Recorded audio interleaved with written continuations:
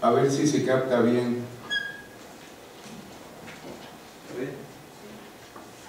Entiendo que esto se va a grabar o se va a transmitir por videoconferencia, así que tanto yo como cuando ustedes vayan a hacer preguntas o comentarios les voy a pedir que traten de usar el micrófono con claridad, digamos, para que se pueda escuchar allá en los otros centros donde se va a estar siguiendo esta clase.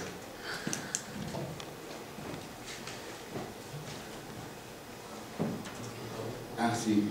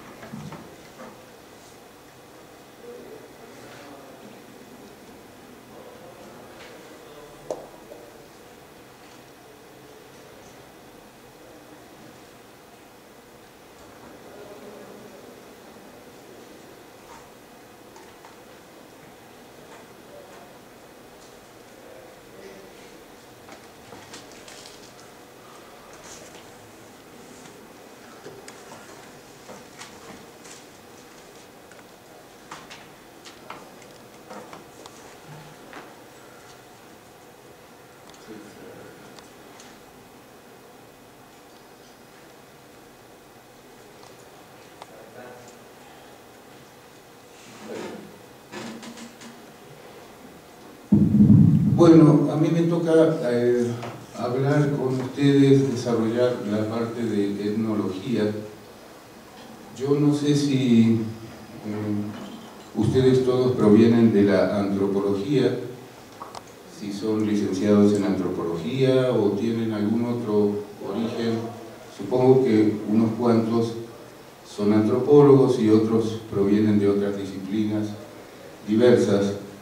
Creo haber visto que hay quienes proceden de la geografía humana, de la psicología tal vez, o de algunas otras disciplinas como las relaciones internacionales, quizás, todas ellas asociadas con el tema de la, digamos, dentro del campo de lo que son las humanidades.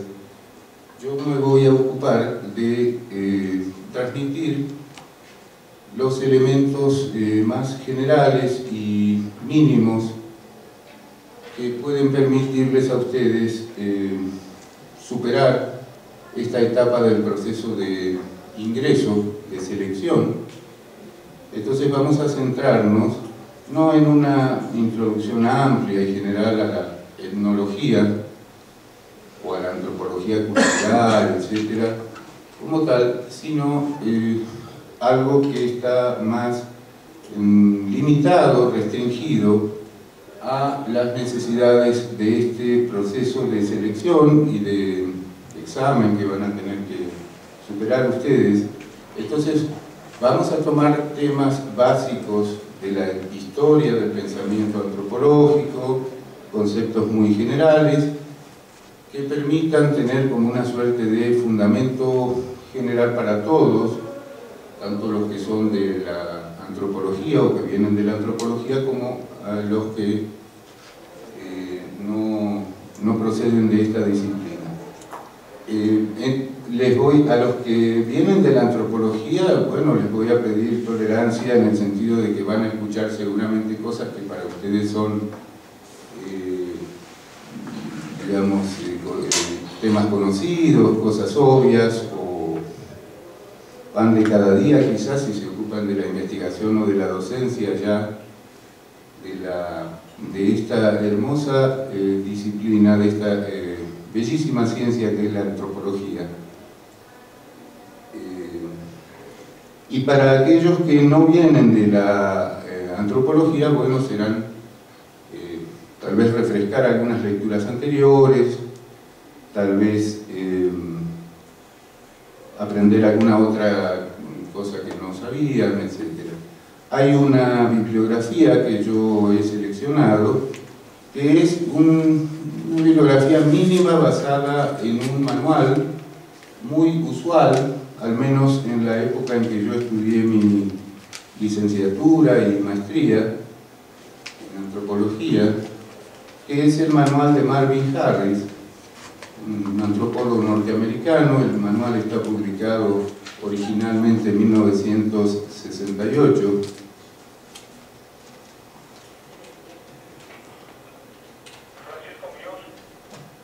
Gracias, Rodrigo. Y me pareció que para los fines prácticos, este libro, que es acerca del desarrollo de la teoría antropológica, era lo más compacto, por decirlo así, donde están contenidas las líneas principales del desarrollo de la teoría antropológica, al menos desde sus orígenes a fines del siglo XIX, o en la segunda mitad del siglo XIX, hasta lo que sería la antropología de posguerra, tomando en cuenta, por ejemplo, que el estructuralismo levi-straussiano, que él llama estructuralismo francés, que a mí me gusta llamar más bien la escuela sociológica francesa, tuvo su desarrollo más relevante y su mayor influencia epistemológica, no solo en la antropología, sino en todo el campo del pensamiento humanístico, de las ciencias sociales también, a partir de la segunda posguerra, digamos, del año 45 en adelante. Ahí nos vamos a quedar. No voy a poder yo en estas dos clases comentar, desarrollar ante ustedes las nuevas corrientes de la antropología contemporánea, por cuestiones de tiempo, pero también porque no necesitamos atosigarnos de demasiada información. Lo que tenemos que tener son algunas ideas generales acerca de ciertos conceptos. Por ejemplo, bueno, volveremos al concepto de cultura, platicaremos brevemente acerca de eso. Esto es un tópico que para los que son antropólogos puede llegar a ser tedioso, digamos, ¿no? Otra vez el concepto de cultura, pero tomen en cuenta ustedes que este es un curso que nos introduce al proceso de selección, ¿no? Cuando ustedes ya hayan ingresado, y espero que todos los aquí presentes puedan ingresar al programa de posgrado, o sea que espero verlos cuando estemos ya en las clases de la maestría, a todos los que quieran, por supuesto, y los que están aquí presentes porque quieren ingresar. Pero bueno, eso lo veremos después. Lo que vamos a ver, aparte de estos conceptos generales, qué es la antropología cultural o etnología, cuál es el concepto antropológico de cultura, qué es el etnocentrismo, qué es la diversidad cultural, cuáles son los orígenes coloniales de la disciplina antropológica. Recordemos que la antropología nace con el colonialismo, es decir, es una ciencia solidaria o dependiente o subsidiaria o como se le quiera llamar, para no decir cómplice, porque es una palabra muy fuerte, del proceso de expansión colonial de las potencias europeas a partir del siglo XVI.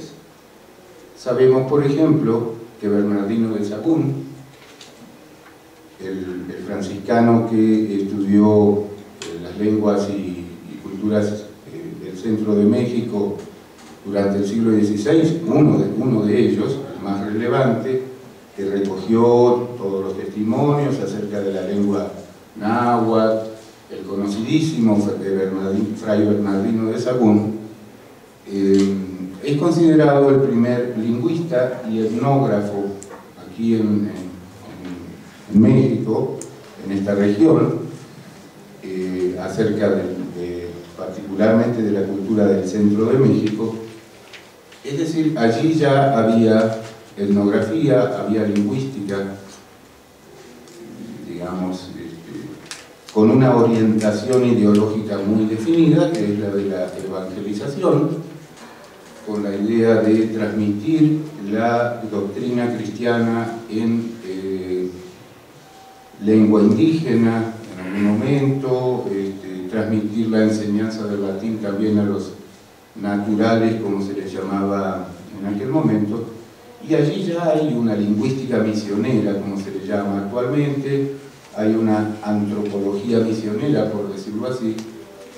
Es decir, que el proceso de expansión colonial tuvo como contrapartida ideológica, científica, un discurso que hoy en día llamamos la antropología. La antropología, la lingüística, la antropología cultural, la etnografía, etc.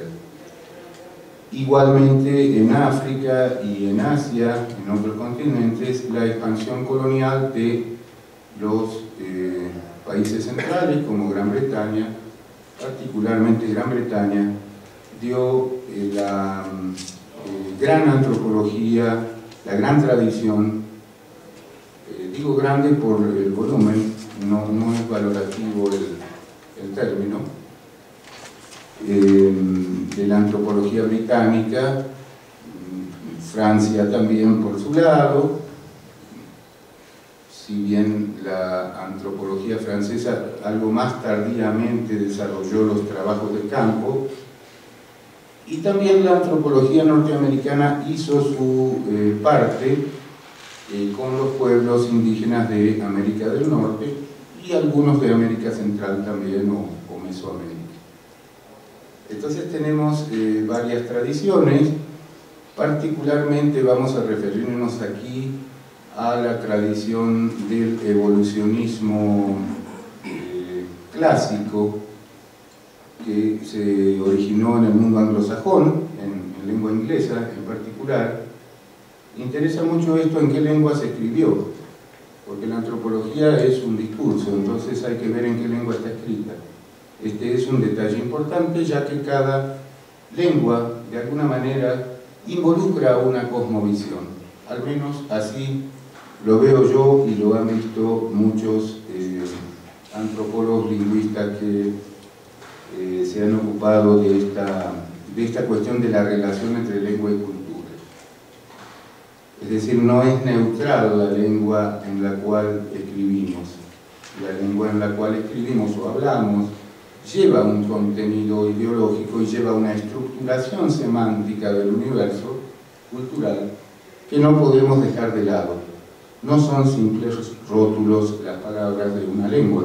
Se entiende claramente esto como para grabación, digamos, porque va para... ¿Sí se entiende? Entonces, tenemos, a fin de cuentas, algunas grandes tradiciones de la antropología. ¿Alguien me haría el favor de cerrar la puerta?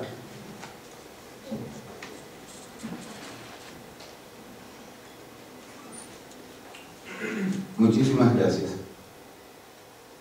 Tenemos una tradición original que es más o menos algo que se desarrolla entre 1860 y 1890.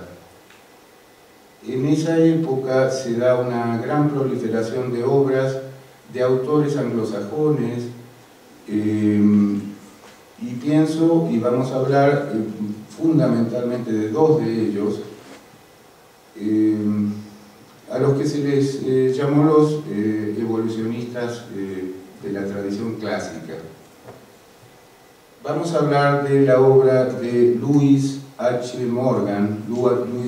Morgan, un abogado neoyorquino que publicó en 1877, si mal no recuerdo, ustedes me corregirán la fecha quizás, Ancient Society, la sociedad primitiva.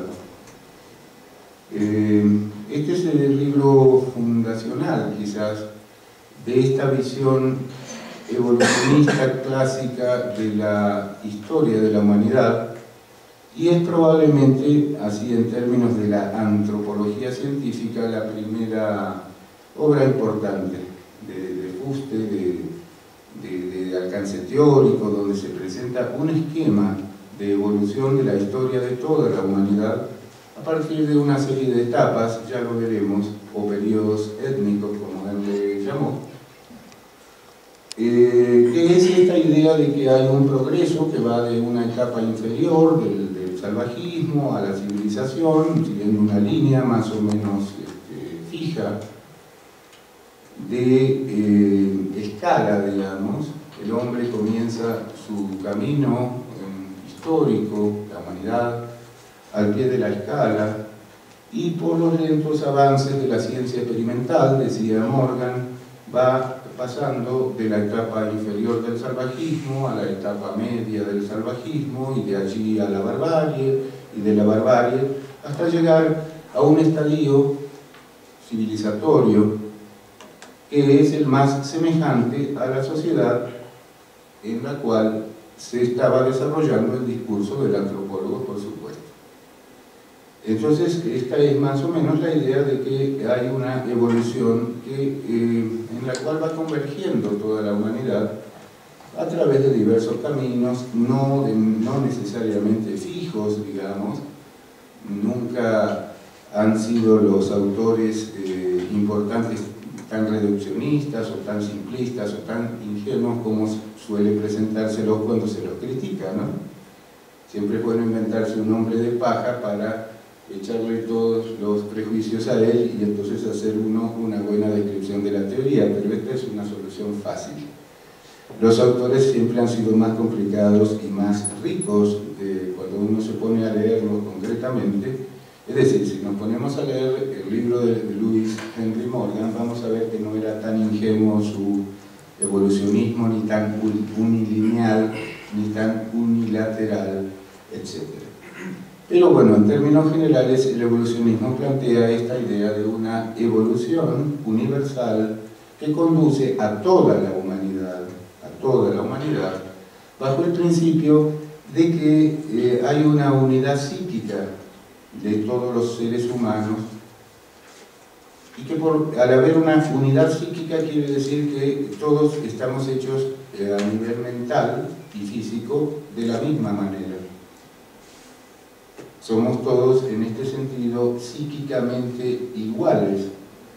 Lo que ocurre es que el paso de la historia, los lentos avances de la experiencia, de la ciencia experimental, como le llamaba él, particularmente en el terreno de las técnicas de subsistencia, es decir, la cultura material,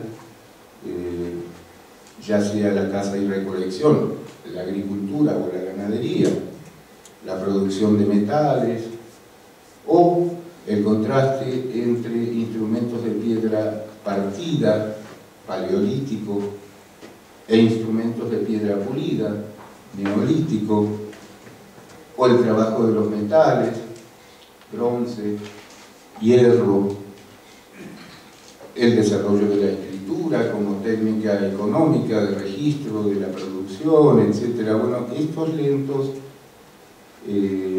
procesos económicos que se fueron produciendo a lo largo de milenios fueron estratificando y jerarquizando a los distintos pueblos en distintas etapas, etc. Bueno, esto es el evolucionismo, vamos a hablar un poco de eso. ¿Pero en qué años publica esta obra? Creo que 1877, 1877. Después de la publicación de Darwin. Claro, la de Darwin es, digamos, el origen de las especies es de 1859. Lo de Morgan es posterior. Y después mencionaremos incluso brevemente que hay obras de otro evolucionista muy relevante, del cual no nos vamos a ocupar mucho, pero en la bibliografía de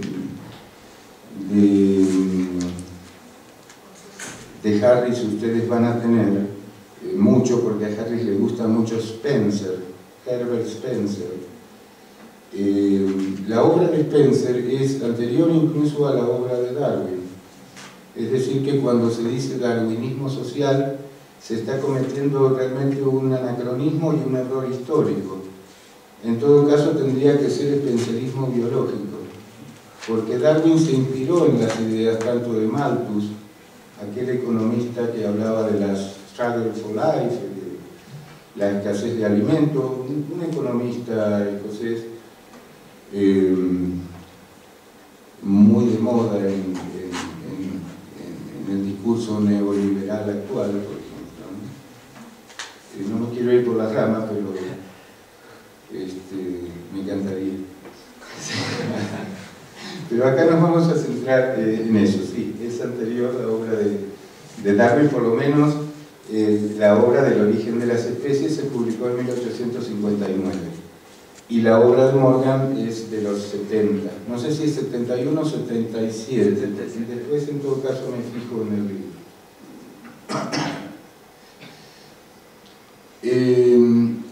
Y posterior también a la obra de Marx. El Manifiesto Comunista es de 1848. Y en el Manifiesto Comunista se plantea también una especie de esquema general de la historia como historia de la lucha de clases. Ustedes recuerdan que la segunda frase, después del fantasma que recorre Europa, es la idea de que la historia de la humanidad es la historia de la lucha de clases. El detalle ahí es que hay una prehistoria, digamos, ¿no? en la cual no hay clases, y bueno, esto los antropólogos lo han discutido mucho, por más banal que parezca, ¿no?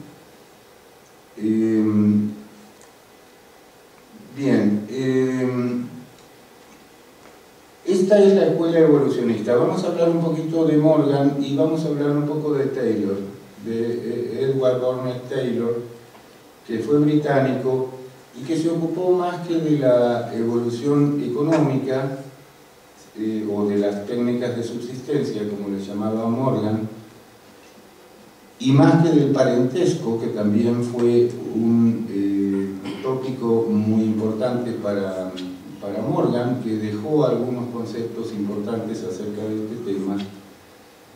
Para Taylor lo importante fue la evolución de las ideas religiosas, a partir de la idea de animismo o de alma humana, la creencia en seres espirituales, etc. Los evolucionistas también pensaban que las ideas religiosas eran actuales, eran producto de la evolución de ideas religiosas primitivas que habían ido cambiando de forma y hasta llegar a unas formas actuales que son las que corresponden a la etapa de civilización, que es el monoteísmo, ¿no? Es decir, se considera que el monoteísmo es más evolucionado que las formas de animismo, fetichismo, totemismo y todas estas maneras de concebir la creencia en seres espirituales que se ven en etapas anteriores.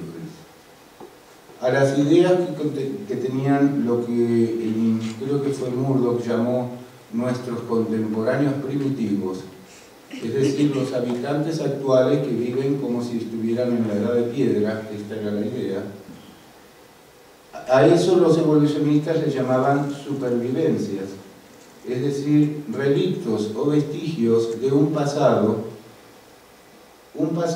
que los europeos modernos habían vivido, protagonizado en la prehistoria, milenios atrás, pero había pueblos que se habían detenido en un determinado estadio de la evolución, no habían llegado a la civilización, y por lo tanto las formas de vida de esos habitantes actuales de Polinesia, África o América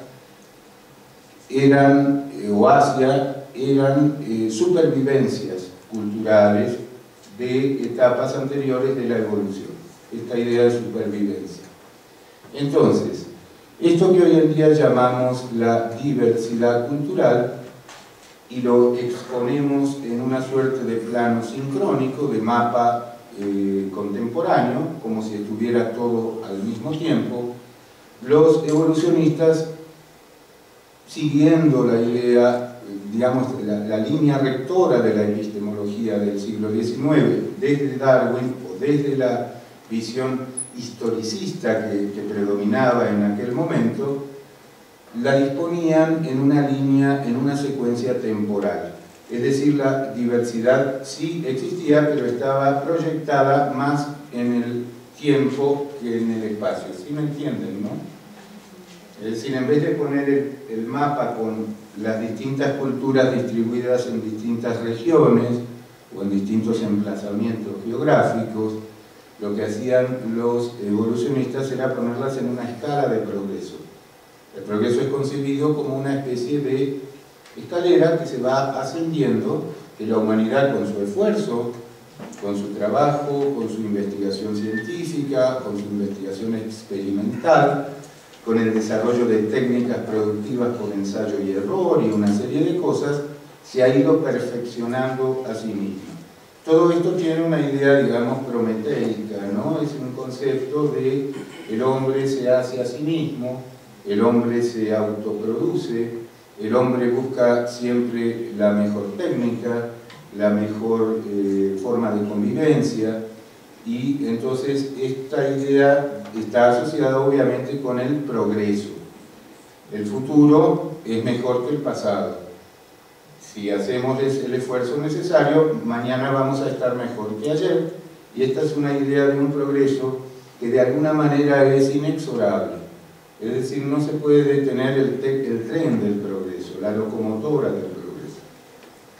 Hay que ver todas estas ideas en asociación también como reflejos ideológicos, por decirlo con un discurso así un poco anticuado, el mío, reflejos ideológicos también de un modo de producción que había generado el ferrocarril, digamos. No es casual esta idea de que la expansión colonial y la expansión de los estados nacionales, por ejemplo Estados Unidos, que se conectó con el ferrocarril y que conectó las zonas de las grandes llanuras y del oeste y todo lo demás a través del trazado de líneas de ferrocarril que iban uniendo regiones antiguamente pobladas por bisontes e indígenas, a los que exterminaron ambos, y se los llevaron en el ferrocarril, pero que el progreso era inexorable, que era un tren que no se lo podía parar, una locomotora que esto así tenía que ser, así iba a avanzar, y era ridículo, absurdo y también reaccionario sostener modos de vida ya superados, perimidos, pasados de moda, por decirlo así, que estaban en contra de la idea del progreso. Entonces, la evolución y el progreso son dos conceptos muy afines y están ambos vinculados al desarrollo del sistema capitalista mundial, a la constitución de un mercado mundial y en su origen a la expansión del colonialismo de los países europeos y de Estados Unidos posteriormente.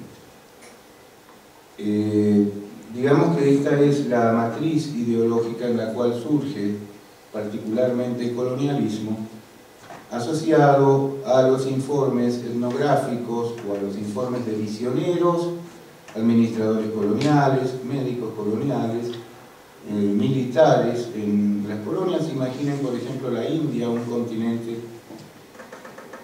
todo un subcontinente administrado por la Compañía de Indias Orientales, por la corona británica, pero con tanta diversidad de lenguas, culturas, religiones, hábitos, etc., era una fuente inagotable de conocimientos diversos acerca de la variedad de modos de vida, creencias, etc., que la sociedad humana ha ido desarrollando a lo largo de la historia, en todo el mundo. Entonces, lo que descubren todos estos investigadores, informantes y antropólogos de gabinete, en principio, como fueron los antropólogos clásicos, los evolucionistas, eran de gabinete pero recibían informes de muy diversas regiones, es decir, ellos mandaban encuestas y los administradores coloniales se las contestaban y ellos podían obtener datos. Así Darwin escribió algunos libros con esa base. Tenía consultantes o informantes en todos los continentes y hacía listas muy amplias de cientos de preguntas muy específicas, y utilizaba así el método comparativo, podemos decir, ¿no? Así escribió su libro sobre las emociones en el hombre y en la expresión de las emociones en el hombre y en los animales, que es un libro muy interesante. Se escribió así, sin hacer ese viaje etnográfico por todo el mundo, o ese viaje de exploración que él había hecho antes, pero más